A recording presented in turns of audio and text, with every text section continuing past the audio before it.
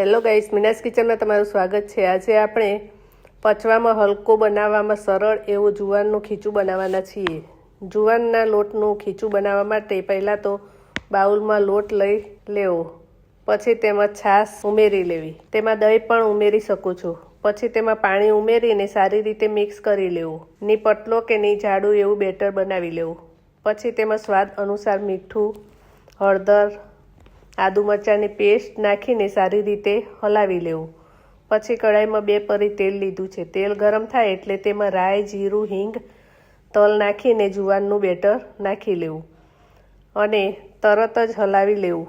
તે હલાવ્યા જ કરવું પડે છે, નહીંતર નીચે ચોંટી જશે, એટલે સતત હલાવ્યા કરવું।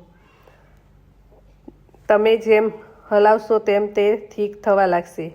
તે આ રીતે થીક થઈ જાય એટલે સમજવું કે ખીચું તૈયાર થઈ ગયું છે।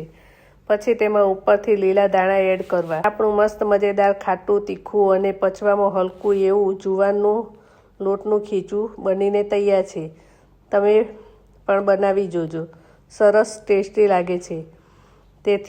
તેની ઉપર તેલ અને આચાર મસાલો પણ નાખીને ખાઈ શકાય છે। જો તમને આ વિડીયો ગમ્યો હોય તો વિડીયોને લાઇક કરો, શેર કરો અને ચેનલને સબસ્ક્રાઈબ કરો। મળીશું એક નવી રેસીપી સાથે। ત્યાં સુધી બાય બાય, થેન્ક યુ।